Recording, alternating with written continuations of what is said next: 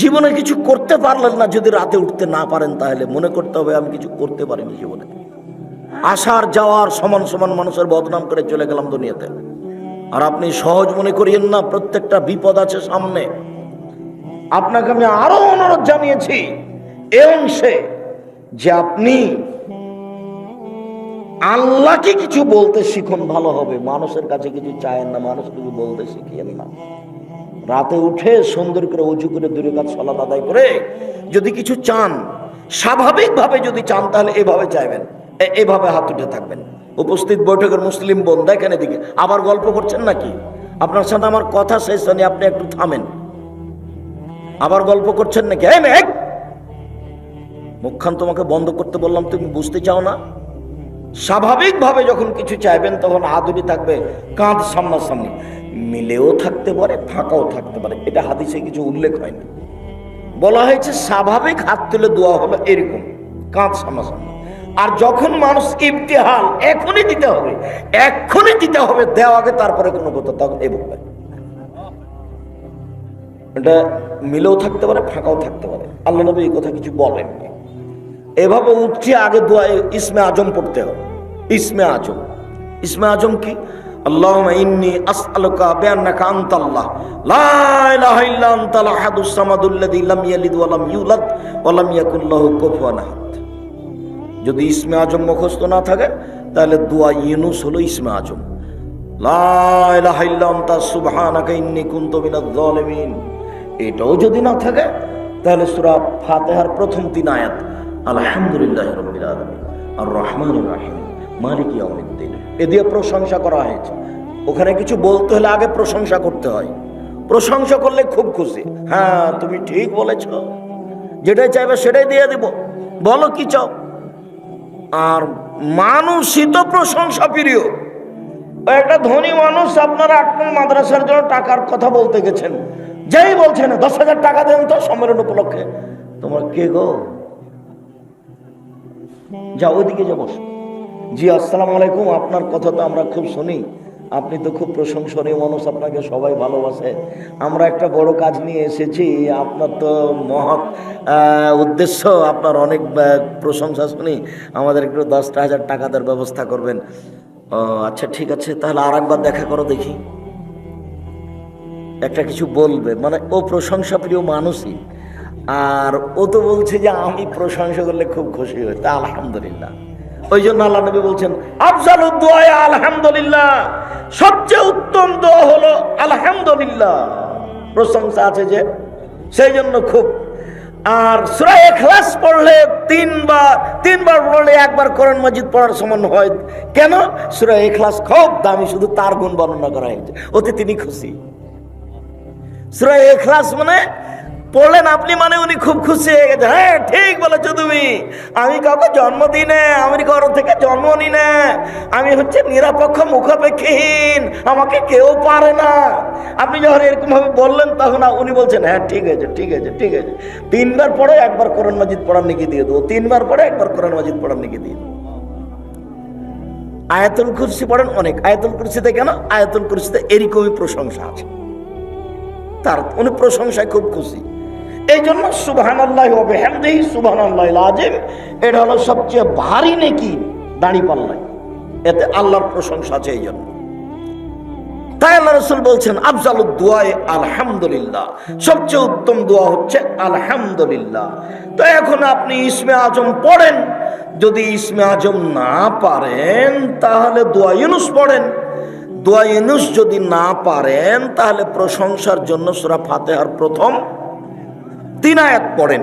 এরপরে দুরুদে ইব্রাহিম, দুরুদে ইব্রাহিম লাগবে কিন্তু, আল্লাহুম্মা সাল্লাল্লাহু বারিক আলা। দুরুদে ইব্রাহিম না পড়লে আপনার দোয়া উপরে যেতে যেতে থেমে যাবে। ওই দোয়া ইব্রাহিম, দুরুদে ইব্রাহিম ঠেকে রেখেছে, পড়ো যেতে পারবে না। লা ইয়াসাদু দোয়া, মানুষের দোয়া উপরে যাবে না দুরুদে ইব্রাহিম ছাড়া। দুরুদে ইব্রাহিম পড়তে হবে, তাহলে আপনার দোয়া এখন উপর দিকে যাবে, ও ঘেরে রেখেছে। তাহলে আগে বলেন প্রশংসা, খুব খুশি হয়ে গেছেন, এবার দুরুদে ইব্রাহিম পড়েন, তাহলে দরজা খুলে গেছে। এবার আপনি বলেন যে বগুড়া শহরে আমার 5 কাঠা জমির ব্যবস্থা করে দাও। এবার আপনি বলেন যে আমাদের আটমূল প্রতিষ্ঠানটাকে খুব বড় করে দাও। যারা যাই দায়িত্বে আছেন, সেক্রেটারি, সভাপতি, কমিটি, শিক্ষক, সবাইকে বলতে বাধ্য, বলতে হবে, দিন রাত বলতে হবে, তারপরে হওয়া না হওয়া পরে। যত বলবেন তত খুশি, যত কম বলবেন তত অখুশি। উপস্থিত বৈঠকের দিনই মুসলিম বোন, 3 নম্বর হলো মাথার চুল চিরুনি করে দিতে হবে। যেন আমার বোনদের মাথার চুল চিরুনি করে দিতে পারে, সেই জন্য আমি আমার বোনদের সমবয়সের মেয়ে বিবাহ করিনি।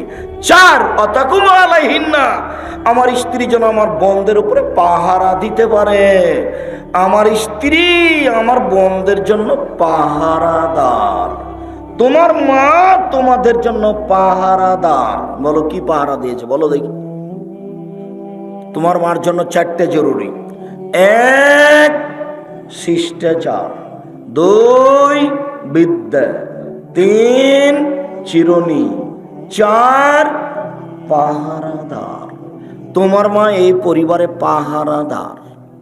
এনারা 8 মাদ্রাসা চালায়, একটা পাহারাদার রেখেছে। সকালে এসে হুমায়ুন দেখলো যে 2 ঘন্টা ঘুমিয়েছিল, তো হুমায়ুন তাকে বলছে, হবে না বাবা তুমি যাও, পাহারা তুমি দিতে এসে ঘুমিয়ে আছে, হবে না বাবা তুমি যাও। তো এখন তোমার মাও পাহারাদার ঘুমিয়েছিল, কিছুই বললো না তোমরাকে। এখন তোমার বাপের উচিত তোমার মাকে বলা যে তুমি যাও, হয়েছে। এটাই করতে হবে, আমি করতে আদেশ করিনি, পরামর্শ দিলাম। জরুরি 1 শিষ্টাচার শিখাতে হবে তোমার মাকে, তোমাকে। 2 বিদ্যা, তোমার মাই শিখে দেবে।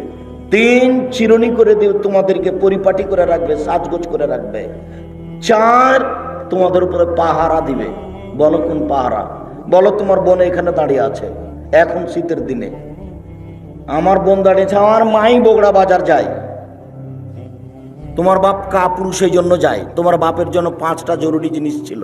আল্লাহ নবী বলেছেন পৃথিবীর মানুষ স্বামী হলে 5টা জিনিস লাগে। রাসূল সাল্লাল্লাহু আলাইহি ওয়াসাল্লাম বলছেন, ইয়া মাশারাস শাবাব মান ইসতাতা মিনকুমুল বাত ফালিয়াতাজাওয়াজ। পৃথিবীর পুরুষ যারা বিবাহ করতে চাও, ক্ষমতা থাকলে বিবাহ করবা, বিবাহ করলে ক্ষমতা লাগে। ফাইলামেস্তাতে যদি ক্ষমতা না থাকে তাহলে ভীষণ তাকে রোজা রাখতে হবে।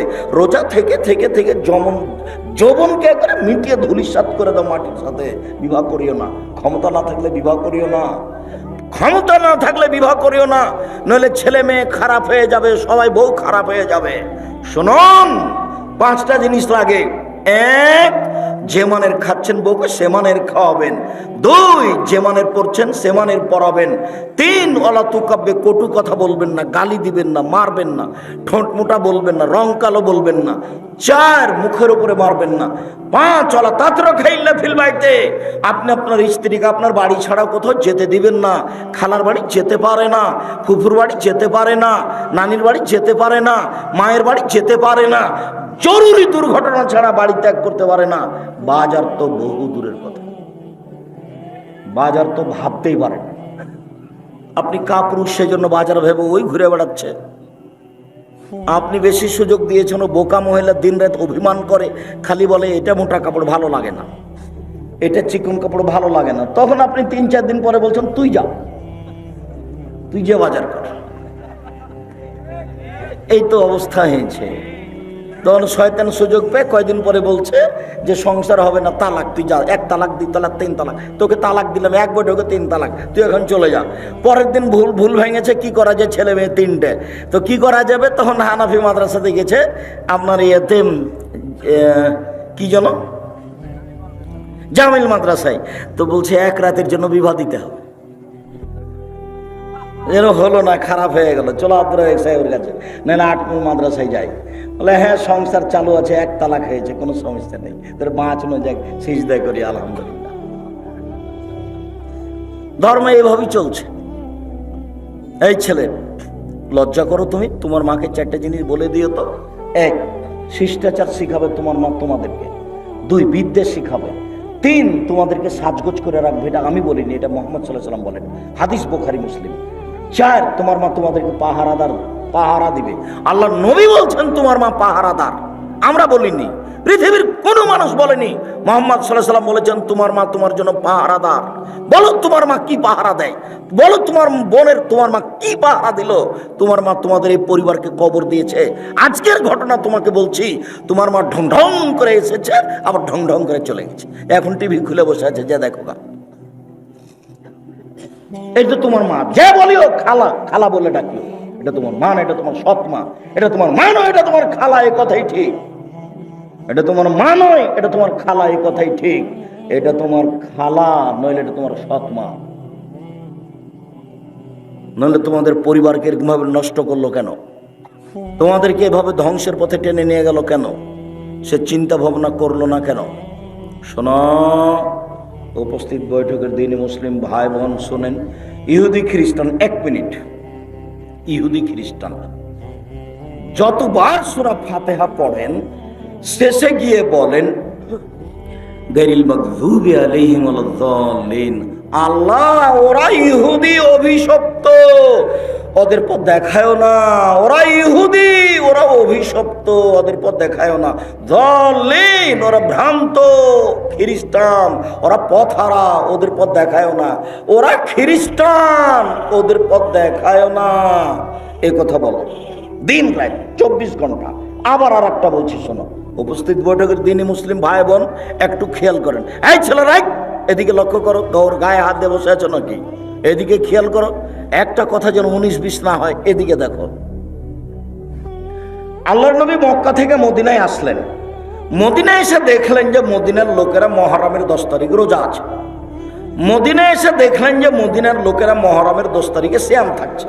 তাহলে রাসূল বলেন, কি ব্যাপার, তোমরা মুহররমের 10 তারিখে সিয়াম থাকো কেন? তখন মদিনার লোকেরা বলল, আরে এটা তো আমাদের বড় দিন। এই দিনে আল্লাহ ফেরাউনকে ডুবিয়ে দিয়েছেন, এই দিনে আল্লাহ মূসাকে বাঁচিয়ে দিয়েছেন, এই কারণেই তো আমরা আল্লাহর শুকরিয়া আদায় করি। মুহররমের 10 তারিখ হচ্ছে আমাদের জন্য বড় দিন। মুহররমের 10 তারিখে আল্লাহ ফেরাউনকে ডুবিয়ে দিয়েছেন, মুহররমের 10 তারিখে আল্লাহ মূসাকে বাঁচিয়ে দিয়েছেন, তাই আমরা শুকরিয়া আদায় করি। তখন মুহাম্মদ সাল্লাল্লাহু আলাইহি ওয়াসাল্লাম বলছে, হ্যাঁ ঠিক ঠিক ঠিক, আমিও তোমাদের চেয়ে বেশি শুকরিয়া আদায় করাতে হক রাখি। আমিও মুহররমের 10 তারিখে সিয়াম থাকলাম। সঙ্গী সাথী, তোমরা মুহররমের 10 তারিখে সিয়াম থাকো, যেমন বলেছেন সিয়াম থাকো, তেমনি বলছে, হ্যাঁ আমরা মুহররমের 10 তারিখে সিয়াম থাকবো। মানে কেন থাকবো? দিন রাত আপনি বলছেন ওদের বিরোধিতা করতে হবে, ওদের বিরোধিতা করতে হবে, ওদের বিরোধিতা করতে হবে, ইহুদি খ্রিস্টানের বিরোধিতা করতে হবে। আপনি দিন রাত বলছেন ওরা মুহররমের 10 তারিখ রোজা থাকে, আমরা কেন থাকবো? তাহলে তাদের অনুসরণ হয়ে গেল। বিরোধিতা হলো কিভাবে? বিরোধিতা তো হলো না, আমরা মুহররমের 10 তারিখে সিয়াম থাকবো না। তখন আল্লাহ রাসূল বলছেন, থামো থামো থামো থামো থামো, শোনো, লাইন বাকায়ত সানাতাল কাবেলা, আমি যদি সামনে বছর বেঁচে থাকি লা সুমান্না তাসিয়া, তাহলে মুহররমের 9 তারিখও সিয়াম থাকবো। 9 তারিখ হবে বিরোধিতা, 10 তারিখ হবে শুকরিয়া। আর তুমি ব্রাজিলের পতাকা মোটরসাইকেল নিয়ে ঘুরো, বলো তো এটা কেমন? তোমাকে দেখলাম আর বুক ফেটে যায়, তুমি মুসলমানের ছিল, আমি কিছু করতে পারি না। আমি তোমাকে চোখে দেখি, রাস্তা দিয়ে হাঁটলে বিশাল পতাকায় তুমি খেলা দেখো। কাতার হলে কি হবে আমি বলেছি, একদিকে আছে জিবরাইল আলাইহিস সালাম আর একদিকে আছে মালাকুল মউত, দুইজন মিলে আন্তর্জাতিক ফুটবল খেলাচ্ছেন কাবা ঘরের মাঠে, তবু হারাম। বুঝেননি কথা? একদিকে কে আছেন? জিবরাইল আলাইহিস সালাম, আর একদিকে কে আছেন? মালাকুল মউত। খেলছেন কোথায়? কাবা ঘরে, তবু হারাম। তুমি বললে কাতার, সেই জন্য তোমাকে কথা বললাম। সারা পৃথিবীর তুমি তালিকা করে দেখো, কত মানুষ পুরুষ নারী তাই 1 মাস থেকে বসে আছে কাতারে গিয়ে, বাড়ি ভাড়া করে বসে আছে। 6 মাস থাকবে, 2 মাস থাকবে, 3 মাস থাকবে, টাকা পয়সা ধুয়ে ছেড়ে দিবে কাতারে, আর বেটি ছেলে নাচবে। এটাই কি আমার চলে এসেছে, বেশি দেরি নেই।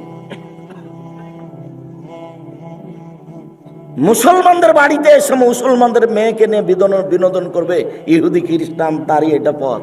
দুবাইয়ের মাটিতে যান, দেখে আসেন এভাবে। এসব আরব দেশগুলো আমার দেখা আছে সব। ওদের মহিলারা তো এমনিতে আছে খালি কাপড় ছাড়াই, তো এখন ওরা বলছে তুই যে কাপড় পরে কেমনে থাকিস তোকে আমি দেখছি। এই জন্য এসেছে। একবার হুবহু শয়তানের সাথে মিলে আছে। আপনাকে একটু দেখাই, 1 মিনিটই ছিল। তোমাকে আজ বারবার বলছি যে এক খেলে চেয়ে থাকো। দেখো এদিকে, এদিকে দেখো। জিবরাইল যখন আল্লাহ ইবলিসকে বললেন, এই ইবলিস সর সর সর, তুই হচ্ছে রাজিম, বিতাড়িত, এখানে থাকতে হবে না, চলে যা। তখন ইবলিস বলছে, আচ্ছা আচ্ছা ঠিক আছে, আমি চলে যাব, তবে আমার 2টা কথা। এক, কিয়ামত পর্যন্ত বেঁচে থাকার সুযোগ দিতে হবে, দিলাম। 2, আদম সন্তান কিভাবে জান্নাতে যায় সেটা আমি দেখে ছেড়ে দেব। তোমার মর্যাদার কসম, তোমার ইজ্জতের কসম, আল্লাহ তোমার সম্মানের কসম, ইবলিস আমি চিরদিনের জন্য আদম সন্তানকে পথ ভুলিয়ে জাহান্নামে নিয়ে যাবই যাব, এই কথা বলে চলে যাচ্ছে ইবলিস। তখন আল্লাহ বলছেন, আমি আমার মর্যাদার কসম করে বলছি, আমি আমার ইজ্জতের কসম করে বলছি, আমি আমার সম্মানের কসম করে বলছি, আদম সন্তান যতবার ক্ষমা চাইবে আমি ততবার ক্ষমা করে দেব। আদমের ছেলে মেয়ে তোমরা যেভাবে ডাকো আমি সেভাবে থাকি, তোমরা যেভাবে আশা পোষণ করো সেভাবে আমি পূর্ণ করে থাকি। আদমের ছেলে মেয়ে তুমি যেভাবে ডাকো আমি সেভাবে থাকি, তুমি যেভাবে আশা পোষণ করো আমি সেভাবে পূর্ণ করে থাকি। তোমার পাপ বেশি হতে হতে যদি আকাশে লেগে যায়, তুমি যদি আমার কাছে ক্ষমা চাও আমি ক্ষমা করে দিই। আমি পরোয়া করি না তুমি কত বড় পাপী, আমি পরোয়া করি না তুমি কত বড় পাপী। তুমি যেভাবে ডাকো আমি সেভাবে থাকি, তুমি যেভাবে আশা পোষণ করো সেভাবে আমি পূর্ণ করে থাকি। তুমি ক্ষমা চাইলে আমি ক্ষমা করে দিই। আমি পরোয়া করি না তুমি কত বড় পাপী, আমি পরোয়া করি না তুমি কত বড় পাপী। তুমি যেভাবে ডাকো আমি সেভাবে থাকি, তুমি যেভাবে আশা পোষণ করো আমি সেভাবে পূর্ণ করে থাকি। ইবলিস সরে যা। স্পষ্ট বিষয়টা বুঝতে পারলেন? ইহুদি খ্রিস্টান ফাঁকি দিয়েছে আপনাকে। এখনো আরেকটু কথা আছে, শেষ হয়নি। আল্লাহ নবী এবার আফসোস করে একটা কথা বলছেন, এবার শুনেন। এই ছেলে, তোমার তো লজ্জা বুদ্ধি নাই, তুমি আফসোস কি দেখাবা? দেখো মোহাম্মদ সাল্লাল্লাহু আলাইহি ওয়াসাল্লাম আফসোস করে বলছেন, আমি আফসোস করে আমার উম্মতের উপরে দুঃখ পোষণ করে বলছি, আমার উম্মত অন্যায় পাপ করার ব্যাপারে ইহুদি খ্রিস্টানদের সাথে মিশে যাবে। ডান হাতের বিঘত যেমন বাম হাতের সমান, ডান হাতের বিঘত যেমন বাম হাতের সমান, এটা যেমন সমান সমান, আমার উম্মত অন্যায় পাপ করার ব্যাপারে ইহুদি খ্রিস্টানদের সাথে মিশে যাবে সমান সমান। আবার বলছেন, পৃথিবীর মানুষ শুনে রাখো, ডান পায়ের জুতা যেমন বাম পায়ের সমান, ডান পায়ের জুতা যেমন বাম পায়ের সমান, সমান সমান যেমন আমার উম্মত ইহুদি খ্রিস্টানদের সাথে অন্যায় করার ব্যাপারে মিশে যাবে তেমন। আবার বলছেন, আমি দুঃখ করে বলছি, ইহুদি খ্রিস্টান যদি মার সাথে জেনা করে থাকে, আমার উম্মত মার সাথে জেনা করবে। এগুলো তিনি আমাদের উপর আফসোস করে বলে রেখে গেছেন। হাদিস সব বুখারী মুসলিম। আর আমরা তার পতাকা নিয়ে ঘুরছি। এখন তুমি বুঝো যুবক, তোমার যদি একটু হিতাহিত জ্ঞান থাকে, তোমার যদি সামান্য তোমার হিতাহিত জ্ঞান থাকে, তাহলে তুমি ব্রাজিলের পতাকা মোটরসাইকেলে কেন এখনই ফেলে দিয়ে পেশাব করে যাবা, পেশাব করে দিও। আমি তোমার সামনে থুথু দিয়ে দিলাম। সম্মানিত দিনী ভাই বোন, সম্মানিত দিনী বোন, আপনাকে আমি আবারও অনুরোধ জানিয়ে সামনের দিকে চলে গেলাম। অনেক আফসোস আপনার উপরে থেকে গেল। পরিবার আপনি নষ্ট করেছেন, পরিবার আপনি ধ্বংস করেছেন। আল্লাহর কাছে ক্ষমা চেয়ে পরিবারকে সুন্দর করার চেষ্টা করেন। আপনি চেষ্টা করলে কিছু আগাতে পারবেন ইনশাআল্লাহ। আমি আপনাকে দোয়ার কথা বলে গেলাম, দোয়া করে পরিবারের জন্য আল্লাহকে বলেন। এবং আপনি যা করেছেন এখন ঠিক হয়ে যান। আপনি 4টা কাজ করেন, আপনার জন্য জান্নাতের সব দরজা খোলা। যদিও রাসূল সাল্লাল্লাহু আলাইহি ওয়াসাল্লাম বলছেন, জাহান্নাম বলতে নারী আর নারী, জাহান্নাম বলতে নারী আর নারী, জাহান্নাম বলতে নারী আর নারী, জাহান্নামের অধিকাংশই নারী। এরপরেও মুহাম্মদ সাল্লাল্লাহু আলাইহি ওয়াসাল্লাম বলেছেন, মহিলারা যদি 4টা কাজ করতে পারে জান্নাতের সব দরজা খোলা। যদি 4টা কাজ করতে পারে জান্নাতের সব দরজা খোলা। 1, 5 ওয়াক্ত সালাত, 2, রমজান মাসে সিয়াম রোজা। 3 স্বামীকে মেনে চলা। 4 জেনায় লিপ্ত না হওয়া। আব্দুর রাজাক সাহেব একটু শোনেন, আমরা আটমল এলাকার মহিলা, আমরা গ্রামের নারী মহিলা, আমরা প্রথম 3টে কাজ করতে পারি। 1 5 ওয়াক্ত সালাত আদায় করি। 2 রমজান মাসে সিয়াম থাকি। 3 আমরা জেনায় লিপ্ত হই না, জেনা করি না। 4 তবে স্বামীকে মেনে নিতে পারি না। কেন? স্বামীর মুখ খারাপ, ও খালি গালি দেয়, ও খুব গালি দেয়, আর ও খালি বড় মোবাইলে ল্যাংটা মেয়ে দেখে, ওকে সহ্যই করতে পারি না। ওর চাল চলন, ওর চরিত্র আমার কাছে এত খারাপ যে রান্না বান্না হলে আমি মেয়েকে বলি যে তোর বাপকে খাবার দিয়ে, আমি যেতে পারি না। বৌমাকে বলি তোমার শ্বশুরকে খাবার দিয়ে আসো। ঠেলাই পড়ে যদি আমি একবার যাই পানি নিয়ে, তো গিলাসটা এভাবে ঠেকুস করে রেখে ভাবে চলে যায়। ওর মুখের কারণে, ওর স্বভাবের কারণে। আমি আপনার সাথে একমত, এই কথাই ঠিক। এই ছেলে, এই কথাই ঠিক। এখানে এমনও যুবক আছে, শত যুবক আছে যার হাজারো মেয়ের সাথে জেনার সম্পর্ক আছে, যার মোবাইলে দিন রাত ল্যাংটা মেয়ে আছে, দিন রাত। শোনো, তোমাকে আমি একটু আশ্বস্ত করি, তুমি যদি আজ মোবাইলের নোংরা মেয়ে ছেড়ে দিতে পারো, তাহলে বিচারের মাঠে, তুমি বিচারের মাঠে 7 শ্রেণীর মানুষ ছায়াতলে থাকবে, তার মধ্যে তুমিও থাকবা ইনশাআল্লাহ। তুমি ফিরে আসো। আর মোবাইলের আর একটা নাম হলো জেনা, মোবাইলের আর একটা নাম হলো জাদু। পেশাব পায়খানাতে মানুষ মোবাইল নিয়ে যায়, তার মানে মোবাইল হলো জাদু। জেনা কি করে? আইনানে তাজনেনে জেনা হমন নাজর, 2 চোখের জেনা হচ্ছে চোখ দিয়ে দেখা।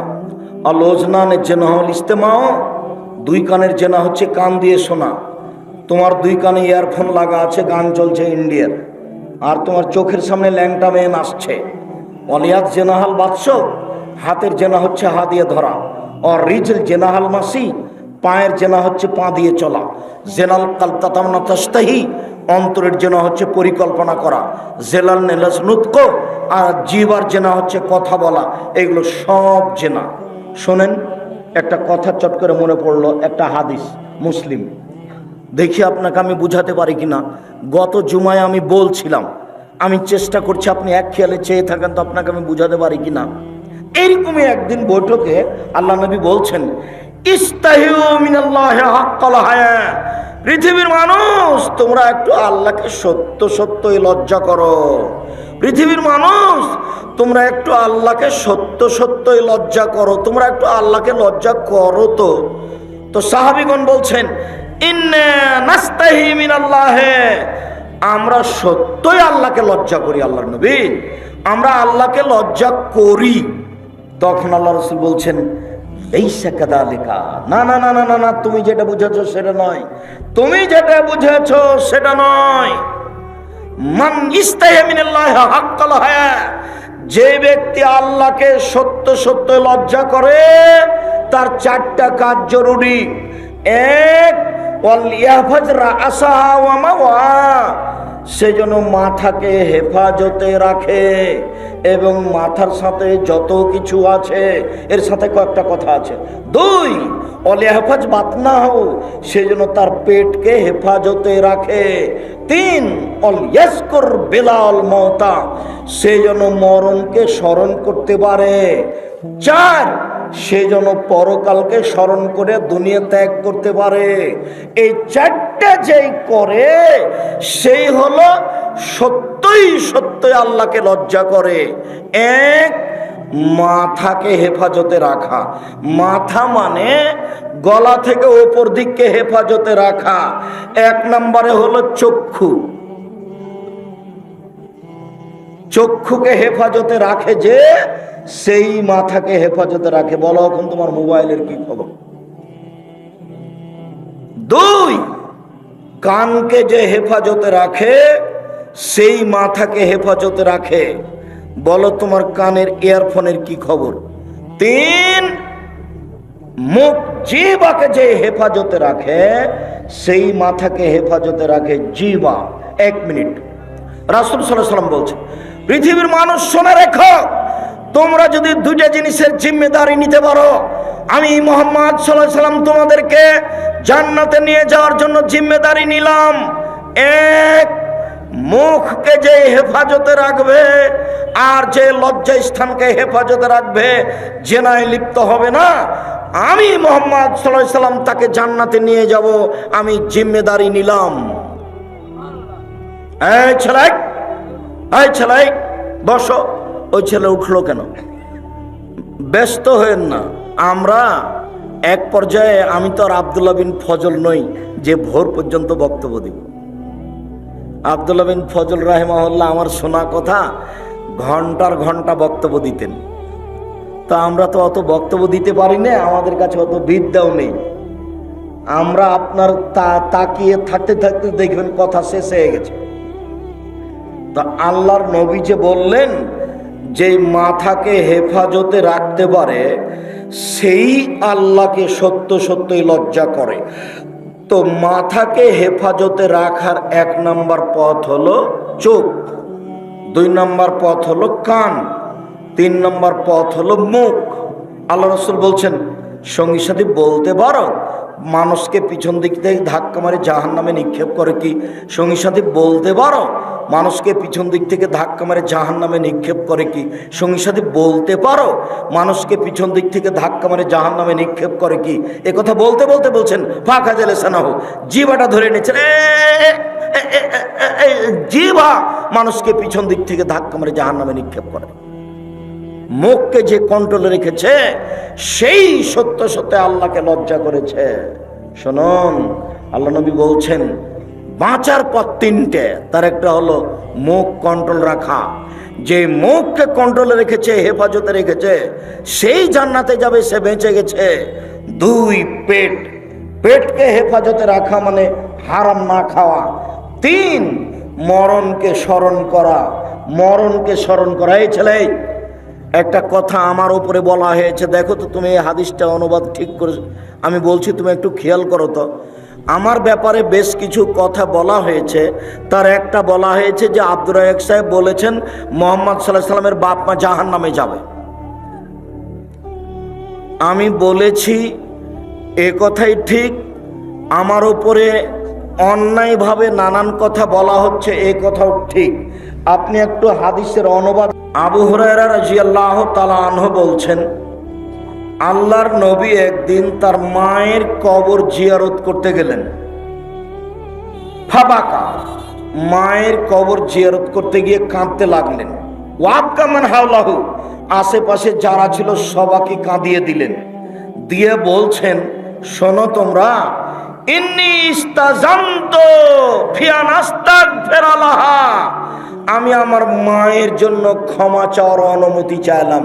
আল্লাহ আমাকে একটু অনুমতি দাও না, আমি আমার মায়ের জন্য একটু ক্ষমা চাই তোমার কাছে, আমাকে একটু অনুমতি দাও।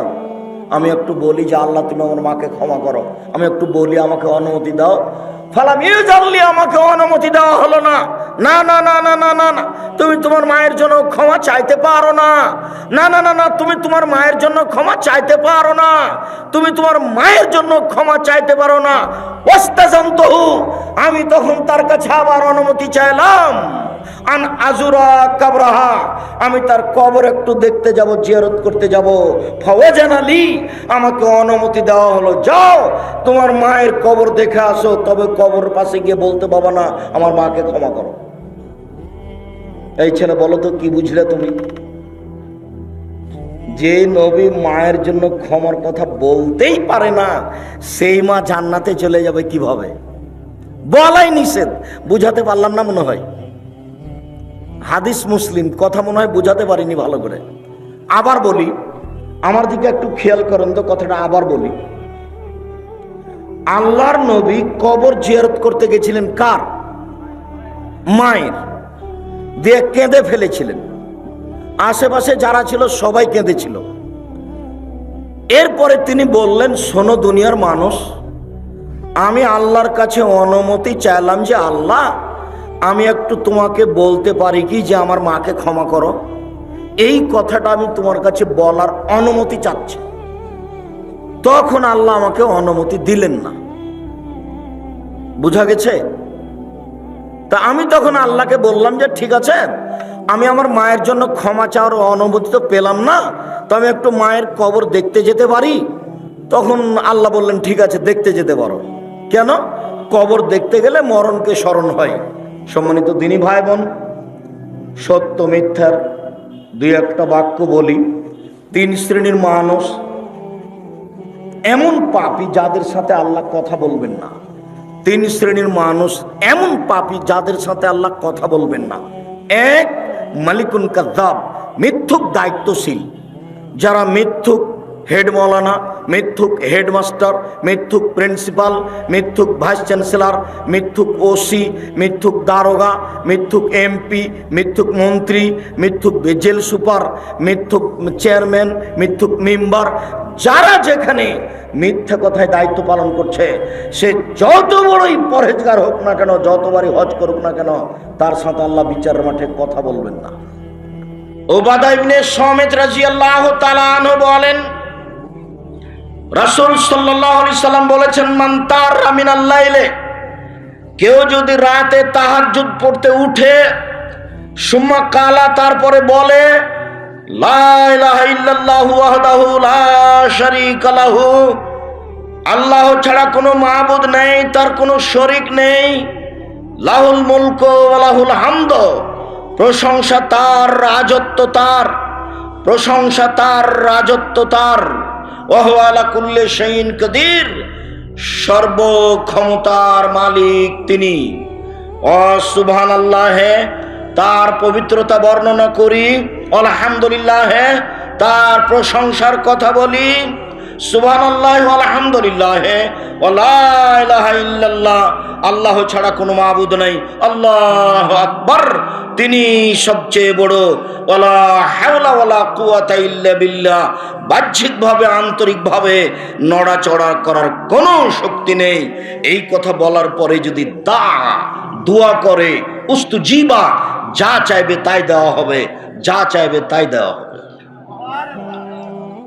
ঘুম থেকে উঠে এই দোয়া পড়তে হবে, লা ইলাহা ইল্লাল্লাহু ওয়াহদাহু লা শারীকা লাহু, লাহুল মুলকু ওয়া লাহুল হামদু ওয়া হুয়া আলা কুল্লি শাইইন কাদির, ওয়া সুবহানাল্লাহি ওয়া আলহামদুলিল্লাহি ওয়া লা ইলাহা ইল্লাল্লাহু আল্লাহু আকবার ওয়া লা হাওলা ওয়া লা কুওয়াতা ইল্লা বিল্লাহ। এতটুকু আরো বাড়াতে পারেন, রব্বিক ফিরলি, রব্বিক ফিরলি, হে আমার প্রতিপালক আমাকে ক্ষমা করো, হে আমার প্রতিপালক আমাকে ক্ষমা করো। তবে আকাশের দিকে লক্ষ্য করে আপনার মুখস্থ থাকলে আপনি বলবেন সূরা আলে ইমরানের শেষ রুকুর প্রথম 5 আয়াত, অথবা শেষ রুকু গোটাই, সূরা আলে ইমরানের শেষ রুকুর প্রথম 5 আয়াত, ইন্না ফি খালকিস সামাওয়াতি ওয়াল আরদ ওয়াখতিলাফিল লাইলি ওয়ান নাহার লায়াতিন লিউলিল আলবাব, এখান থেকে শুরু করে ইন্নাকা লা তুখলিবুল মিয়াদ, তুমি আমাকে শাস্তি দিব না, তুমি আমার সাথে ওয়াদা করেছো, তোমার সাথে চুক্তি আছে যে তোমাকে মেনে নিলে তুমি ক্ষমা করে দিবা, তুমি শাস্তি দিবা না, অতএব তুমি যে ওয়াদা করেছো নিজের ওয়াদা নিজে পূর্ণ করো, এই দাবি এখানে করা হয়। এই 5 আয়াত পড়তে হবে, তারপরে এই দোয়া পড়েন, এইটা ভালো হবে। আবু হুরায়রা রাদিয়াল্লাহু তাআলা আনহু বলেন, রাসূল সাল্লাল্লাহু আলাইহি সাল্লাম বলেছেন, ইয়াকিদু শাইতানু আলা কাফিয়াতে রাসে আহাদিকুম ইযা হুয়া নামা সালাসা ওয়াকাতিন, মানুষ যখন রাতে ঘুমিয়ে যায় তখন শয়তান তার মাথাতে 3টে গিরা দেয়, চুলে গিরা দেয়, চুল থাকুক আর না থাকুক ও গিরা দিতে পারে, তার মাথায় 3টে গিরা লাগায়, ওয়া ইয়াজরিবু, আর ও মাথার উপরে গিরার উপরে থাবা মারে, ওয়াকুল, এবং বলে, আলাইকা লাইলুন তাবিল, লম্বা রাত ফারকত ঘুমাও, লম্বা রাত ফারকত ঘুমাও, লম্বা রাত ফারকত ঘুমাও, এভাবে বলতে থাকে।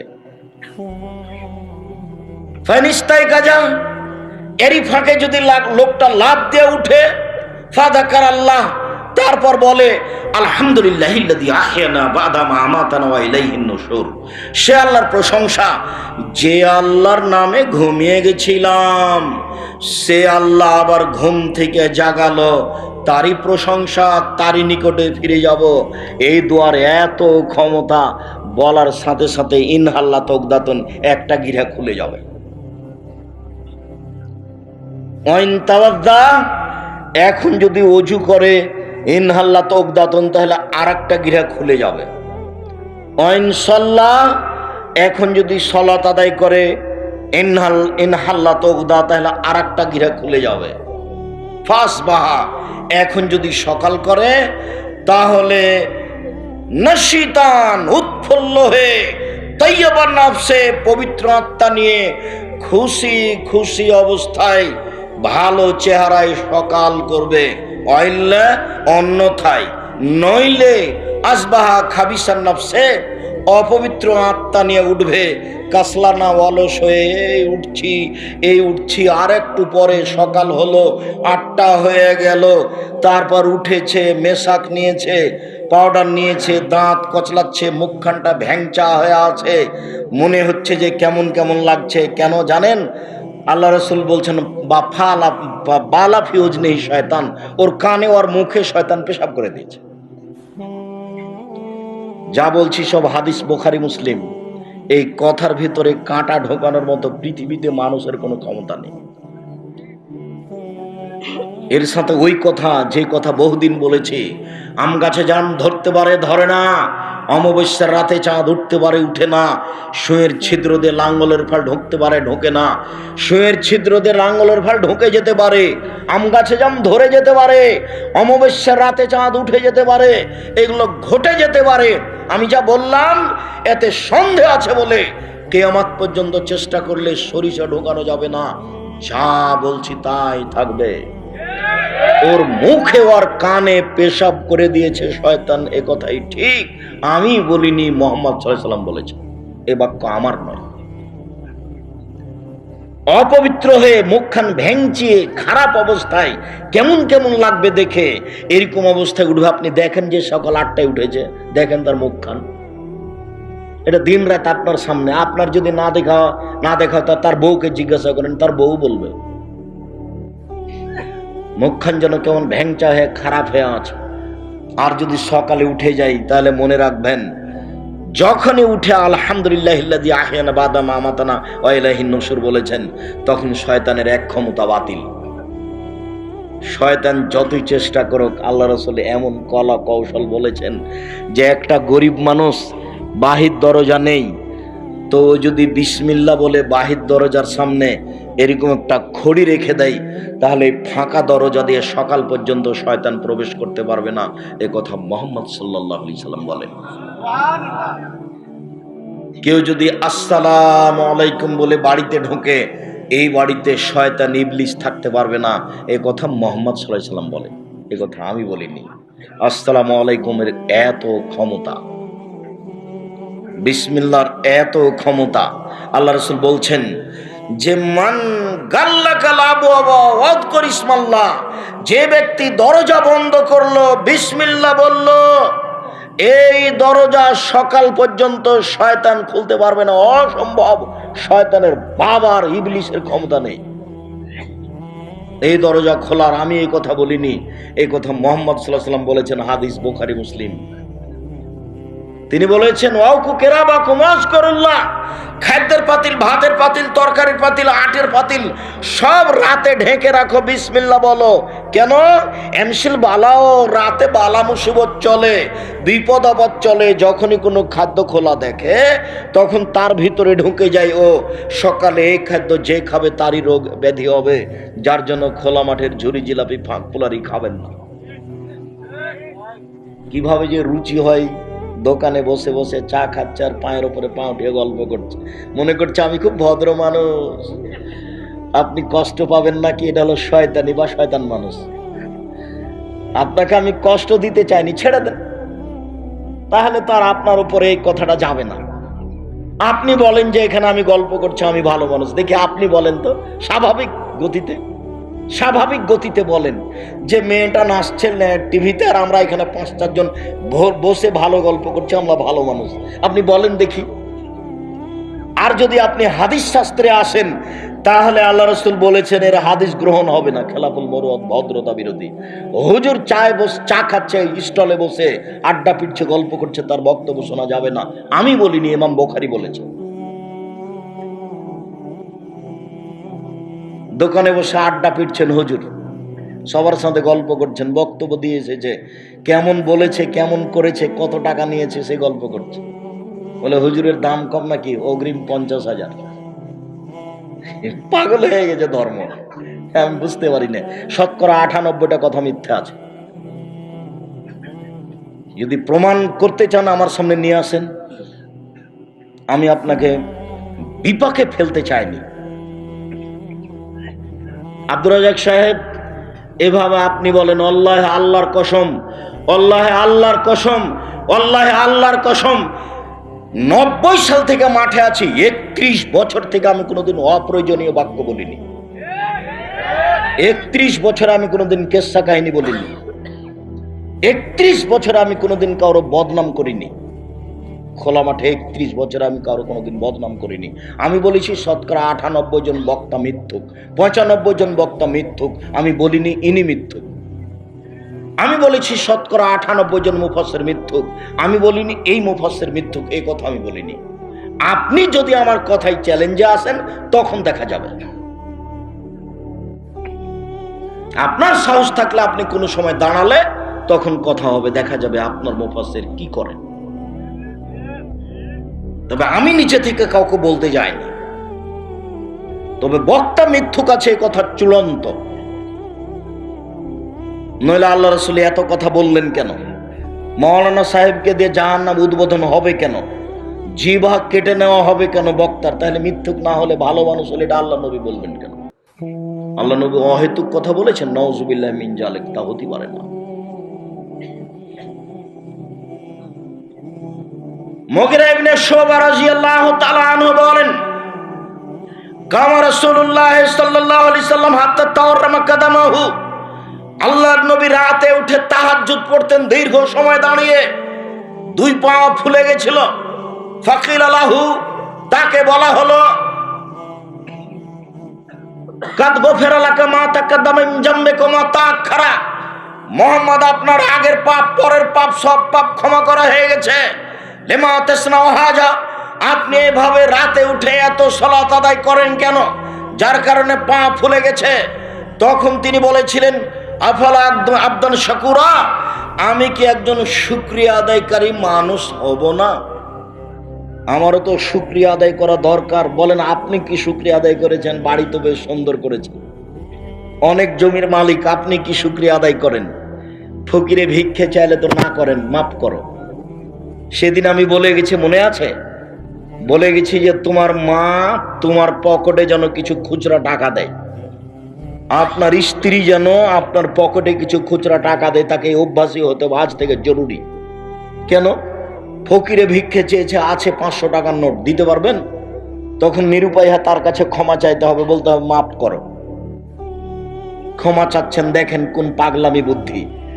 আপনার স্ত্রী যদি 50টা 100 টাকা খুচরা দেয়, তাহলে আপনি 10 টাকা করে দিতে থাকবেন, খালি পয়সা নিয়ে কোনোদিন বের হবেন না। আমার মা বলতেন, বেটা ছেলেকে খালি টাকায় বের হতে হয় না। কি বুঝতেন আমার মা, আল্লাহ ভালো জানেন। আল্লাহুম্মা গফির লাহু ওয়ারহামহু। খুচরা টাকা হাতে নিয়ে বের হবেন, ফকির চাইলে মাফ করেন, কথা বলতে হবে না। আর বেশি চাউল রান্না করবেন। আপনার মায়ের যেটা স্বভাব ছিল, সেই স্বভাব আপনার বউয়ের হতে হবে। আপনার মায়ের স্বভাব ছিল 3 কেজি চাউল রান্না করা, 3 সের। আপনারা 10-12 ভাই বোন খেতেন, আপনার বাপ মা খেত, আপনার ভাগনা ভাগ্নি খেত, ফকিরে খেত, মুসাফিরে খেত, তারপরে রাতে ভাত আছে। তার মা, আপনার মা এত চাউল রান্না করেছেন, আর আপনি রান্না করেছেন 150। কতটি? 150 চাউল রান্না করেছেন। দুপুরে মেহমান এসেছে, তখন বউ আপনাকে বলছে কি করবে? চাউল ভাত তো তারাকে দিলে তো এখনই শেষ হয়ে যাবে, আবার রান্না করতে হবে। এক কাজ করো, চানাচুর বিস্কুট দিয়ে বিদায় করতে হবে। এই নোংরা নীতিতে যেতে হবে না। মায়ের স্বভাবে আপনার স্ত্রীকে ফিরে যেতে হবে জরুরি, বাপের স্বভাবে আপনাকে ফিরে যেতে হবে জরুরি। আপনার বাপের স্বভাব ছিল এশার সালাতের সময় মসজিদ থেকে বের হওয়ার সময় দেখতো যে ওইদিকে এদিকে কেউ আছে নাকি, ওই যে মসজিদের এক কোনায় বসে আছে, কে তুমি, কোথায় বাড়ি, ফরিদপুর, খেয়েছেন কিছু, জি না, চলেন আমার বাড়িতে।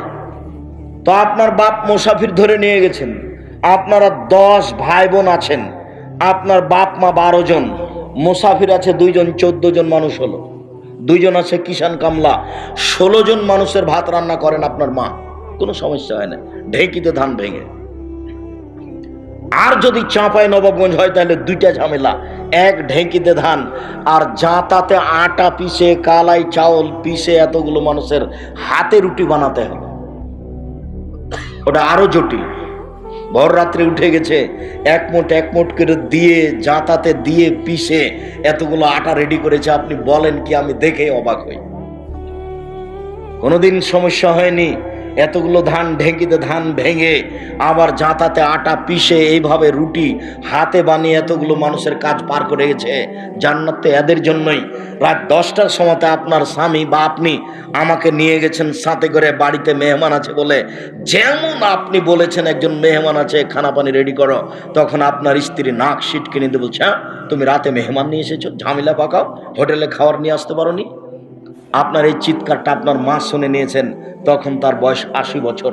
মা তাড়াহুড়া করে উঠে এসে বলছে, থাক বেটা, বৌমাকে উঠাইস না, আমি সব কিছু রেডি করে দিচ্ছি। আপনার মা 80 বছর বয়স এখনো পারে, আর আপনার স্ত্রীর 16, 18, 20 বছর, 24 বছর বয়স, 30 বছর বয়সও পারে না। এই স্ত্রী তালাক দিতে আমি বলিনি, তবে যদি মায়ের স্বভাবে না যায় তাহলে তালাক দিতে হবে, এ কথাই ঠিক। তালাক দেওয়া আমার এটা আদেশ নয়, পরামর্শ। ফিরে যেতেই হবে আপনার মায়ের স্বভাবে। ফকিরকে ভিক্ষা দিয়ে জান্নাত কিনবো ইনশাআল্লাহ। অসহায় রাস্তা ঘাটের মানুষকে অসহায় মানুষকে খেতে দিয়ে জান্নাত কিনবো ইনশাআল্লাহ। অসহায় মানুষকে খেতে দিলে জান্নাত আমার জন্য ঝুলবে, এই কথা মুহাম্মদ সাল্লাল্লাহু আলাইহি সাল্লাম বলেছেন। অতএব তিনি যে বলেছেন সেটাই কিয়ামতের মাঠে বাস্তবায়ন হবে। ফকিরকে অসহায় মানুষকে ভিক্ষা দিয়ে, ফকির অসহায় মানুষকে খেতে দিয়ে জান্নাত কিনবো ইনশাআল্লাহ। ভুলেও কোনোদিন বলবো না মাফ করো, খুচরা টাকা নিয়ে বের হবো, মনে না থাকলে আজকে স্ত্রীকে বলে রাখবেন, এই ছেলে তুমি তোমার বোনকে বলে রাখবা, তোমার মাকে বলে রাখবা, আম্মা আমি যখন বাড়ি থেকে বের হব তখন আপনি আমার খুচরা টাকা আমার পকেটে দিয়ে দেন। মানুষে খালি ফকির ভিক্ষা চাইলে আমার কাছে 500 টাকার নোট থাকে, আমি দিতে পারি না, আমি খালি বলি মাফ করো। সম্মানিত দিনী ভাই বোন, বলছিলাম আবু হুরায়রা রাদিয়াল্লাহু তাআলা আনহু বলেন, রাসূল সাল্লাল্লাহু আলাইহি সাল্লাম বলেছেন, ইয়ানজিলু রাব্বুনা তাআলা ইলা সামাই দুনিয়া হিনা ইয়াবকা সুলুসুল লাইলিল আখিরা। যখন রাতের 3 ভাগের 2 ভাগ পার হয়ে যায় তখন আকাশ, আল্লাহ তাআলা সপ্তম আকাশ থেকে প্রথম আকাশে নেমে আসেন। নেমে এসে চিৎকার করে বলেন, মায়াদুনি ফাস্তাজিব লাহু, কে আমাকে ডাকে আমি তার ডাকে সাড়া দিব। মায়াসালুনি ফাউতিয়াহু, কে আমার কাছে কিছু চাই, যে যা চায় আমি তাকে তাই দিয়ে দিব। মায়াস্তাগফিরুনি ফাগফির লাহু, কে আমার কাছে ক্ষমা ভিক্ষা চাই আমি তাকে ক্ষমা করে দিব। এই কথা বলে আল্লাহ তাআলা ফজর পর্যন্ত চিৎকার করতে থাকেন। যে বোকা মানুষরা 3টে টিভি বন্ধ করে শুয়েছে সে আল্লাহকে মূল্যায়ন করতে পারবে না, এই ডাকে সাড়া দিতে পারবে না। যে রাত 2টায় শুয়েছে এই আল্লাহকে মূল্যায়ন করতে পারবে না, ডাকে সাড়া দিতে পারবে না। এই ডাকে সাড়া দিতে হলে রাত 10টায় ঘুমিয়ে যেতে হবে যে কোনো মূল্যে, আড্ডা পিঠা বাদ দিতে হবে, বন্ধু বান্ধবকে নিয়ে ঘোরা এই নোংরা নীতি ত্যাগ করতে হবে। বান্ধবীর সাথে ভাবির সাথে রাত কথা বলা, ভোর করে দেওয়া মোবাইলে কথা বলা, এই নোংরা, এই জঘন্য, বর্বর অসভ্য নীতি ত্যাগ করতে হবে। সত্যি যদি জান্নাত কিনতে হয় তাহলে মুহাম্মদ সাল্লাল্লাহু আলাইহি ওয়াসাল্লাম যা বলেছেন তাই করতে হবে। রাতের 3 ভাগের 2 ভাগ পার হলে আল্লাহ তাআলা আকাশ থেকে প্রথম আকাশে নেমে আসেন। নেমে এসে বলেন, মাইয়াদুনি ফাস্তাজিব লাহু, কে আমাকে ডাকে, কি প্রয়োজনে ডাকে, যেইভাবে ডাকছে আমি তার কথা মেনে নিব। আল্লাহ তাআলা বলেন, ইয়া ইবনা আদম মা দাও দাউতনি ও রাজাউতনি, হে আদমের ছেলে মেয়ে শোনো, তোমরা যেভাবে ডাকো আমি সেভাবে থাকি, তোমরা যেভাবে আশা পোষণ করো আমি পূর্ণ করে থাকি। হে আদমের ছেলে মেয়ে শোনো, তোমরা যেভাবে ডাকো আমি সেভাবে থাকি, যেভাবে আশা পোষণ করো আমি সেভাবে পূর্ণ করে থাকি। মায়া সলনি ফাউতিয়াহু, যে যা চাই আমি তাকে তাই দিয়ে দিই। মায়াস্তাগফিরুনি ফাগফিরালাহু, কে পাপ করেছে ক্ষমা ভিক্ষা চাই, যত বড়ই পাপী হোক না কেন আমি তাকে ক্ষমা করে দিই। আদমের ছেলে মেয়ে শোনো, লাউ বালাগাত যুনুবুকা আনানা সামায়ে, তোমার পাপ বেশি হতে হতে যদি আকাশে লেগে যায়, ফাস্তাগফারতানি, এরপরে যদি তুমি আমার কাছে ক্ষমা চাও, গাফারতু লাকা, আমি তোমাকে ক্ষমা করে দিব। ওয়ালা উবালি, আমি পরোয়া করি না তুমি কত বড় পাপী, আমি পরোয়া করি না তুমি কত বড় পাপী, আমি আল্লাহ পরোয়া করি না তুমি কত বড় পাপী। তুমি একটু বলো না আমাকে যে আমার ভুল হয়েছে মাফ করো, আমি তো সেটাই শুনতে চাচ্ছি। কুল্লু বানি আদম খাত্তা খায়রুল খাত্তাইনা তাওবুন, আদম সন্তানই পাপী, সবচেয়ে ভালো মানুষ সেই যে পাপ করার পরে আমাকে বলে আমার ভুল হয়েছে। আস্তাগফিরুল্লাহ ওয়া আতুবু ইলাইহি, আস্তাগফিরুল্লাহাল্লাযী লা ইলাহা ইল্লা হুয়াল হাইয়ুল কাইয়ুম ওয়া আতুবু ইলাইহি। এই সব দোয়া যে পড়তে পারে আল্লাহ তার কথা শোনার জন্য প্রতীক্ষমান রয়েছেন। যেভাবে ডাকো তুমি আমি সেভাবে থাকি, যেভাবে আশা পোষণ করো আমি সেভাবে পূর্ণ করে থাকি। এই কথা রাসূল সাল্লাল্লাহু আলাইহি সাল্লাম বলেন।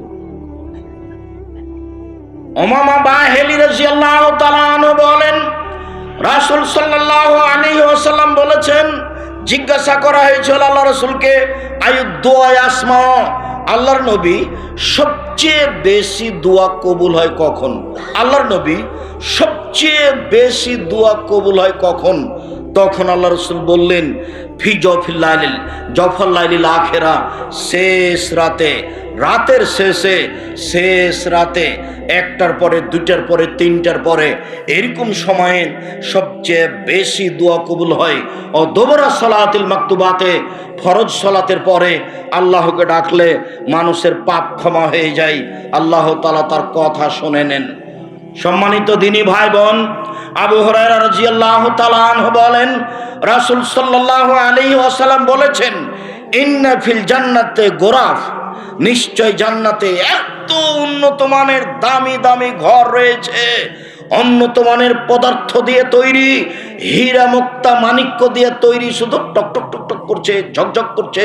ইরা জাহিরাহু মিন বাতিনিহা, বাতিনাহু মিন জাহিরিহা, যার বাহির থেকে ভিতর দেখা যায়, ভিতর থেকে বাহির দেখা যায়, বাহির থেকে ভিতর দেখা যায়, ভিতর থেকে বাহির দেখা যায়, টক টক টক টক করছে। এত দামি ঘর তৈরি করেছেন আল্লাহ। সাহাবীগণ বললেন, লেমন হাজেহি, আল্লাহর নবী এত দামি ঘর কে পাবে? লেমন হাজেহি, এত দামি ঘর কে পাবে? তখন আল্লাহ রাসূল বললেন, এক লেমানা আলানাল কালামা, যার মুখের ভাষা নরম। এই ছেলে, তোমাকেই বলছি, তোমার বয়সের ছেলে হোক মুরব্বী হোক, আজ থেকে কাউকে ঝাঁকি দিয়ে রাগ দেখিয়ে কথা বলবো না। ভালো আচরণের সবচেয়ে বড় সাইড হলো মুখ। ভালো আচরণ ওর মুখ ভালো যার, খারাপ আচরণ ওর মুখ খারাপ যার। কথায় কথায় হ্যাঁ হ্যাঁ করে হাসছে, একবারে এর পিছনে লাগছে, ওর পিছনে লাগছে, একবার একে হাসাচ্ছে, একবার ওকে হাসাচ্ছে, অহেতুক কথা বলছে, বিরুদ্ধে কথা বলছে, এর মুখখান সবচেয়ে খারাপ। আল্লাহ রাসূল বলছেন, সঙ্গী সাথে বলতে পারো, মাইকুবের নাসার নারা পিছন দিক থেকে ধাক্কা মারে জাহান্নামে নিক্ষেপ করে কি? সঙ্গী সাথী বলতে পারো, মানুষকে পিছন দিক থেকে ধাক্কা মেরে জাহান্নামে নিক্ষেপ করে কি? সঙ্গী সাথী বলতে পারো, মানুষকে পিছন দিক থেকে ধাক্কা মেরে জাহান্নামে নিক্ষেপ করে কি? এই কথা বলতে বলতেই ফা খাজালে সানা হো, জিভাটা ধরে নিয়ে বলছেন, দেখো জিভা মানুষকে পিছন দিক থেকে ধাক্কা মেরে জাহান্নামে নিক্ষেপ করে। মানুষই মানে বদনাম করে, যে এসেছে সন্ধ্যা থেকে এসে খালি কি যে বলছে তার কোনো হিসাব নাই। এই মেয়ে, শীতের দিনে মাথায় কাপড় না দিয়ে বসে আছো, শরম হয় না তোমার একটু? আপনি একজন মহিলা মানুষ, আপনাকে কখন থেকে আমি নিষেধ করছি, আপনি কথা বলছেন কেন? আপনাকে তো আমি ধৈর্য ধারণ করে বসে থাকতে বলেছি। আপনি ইতস্তবোধ করেন না কেন? আপনি কি সম্মান করেন আমাকে তা তো আমি বুঝলাম না। এই মেয়ে, তোমারই তো খুব পিড়াপিড়ি যে আব্দুর রাজ্জাক সাহেবকে নিয়ে আসেন, তো তুমি হাঁটতে হাঁটতে চলে গেলে কেন? এভাবে বসে আছে কেন? বেখিয়াল। এক একটা বাক্যের মূল্য 1 কোটি টাকা। তোমাকে এইভাবে হিসাব করতে হবে। আমার ব্যক্তিগত কোনো কথা নেই এখানে। প্রতিটা বাক্য মোহাম্মদ সাল্লাল্লাহু আলাইহি সাল্লামের মুখের ভাষা আমি আরবি থেকে বাংলা করে শোনাচ্ছি।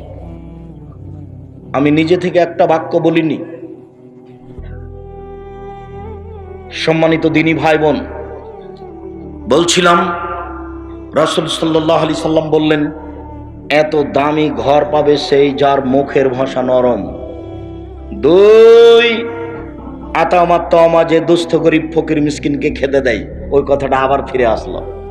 বউকে মায়ের স্বভাবে যেতেই হবে যে কোনো মূল্যে।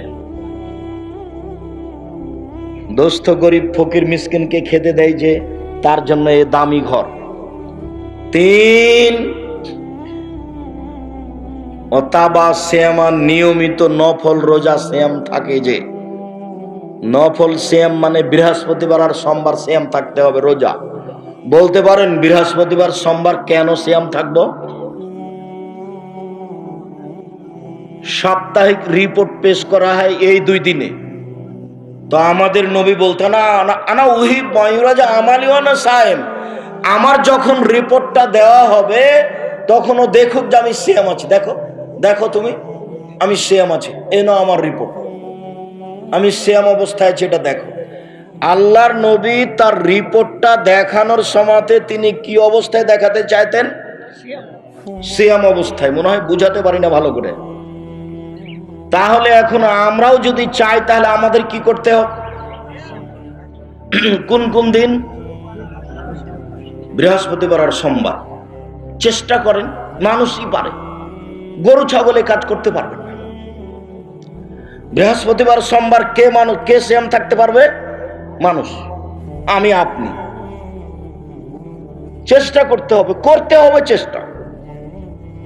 মানুষই পারে, পথ কিছু অবলম্বন করতে হবে, ইবাদতে নামতে হবে। নিয়মিত শ্যাম পালন করে যে, তার জন্য এই দান জান্নাত।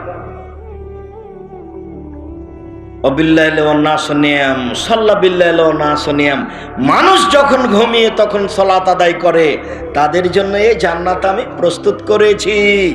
মানুষ যখন ঘুমিয়ে তখন সালাত আদায় করে, তাদের জন্য আমি এই জান্নাত প্রস্তুত করেছি।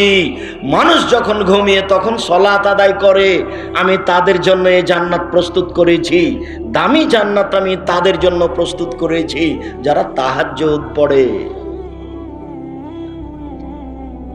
8 রাকাত, বেশি নয়, না হয় 4 রাকাত, না হয় 2 রাকাত। একটু থামেন, একটু থামেন। আপনার কাছে আমি চলে এসেছি। আপনি মনে করছেন আব্দুর রাজ্জাক সাহেব 20 রাকাত তো গেছে, 8 রাকাত ছিল, তার চেয়েও কি কম? হ্যাঁ, তার চেয়েও কম।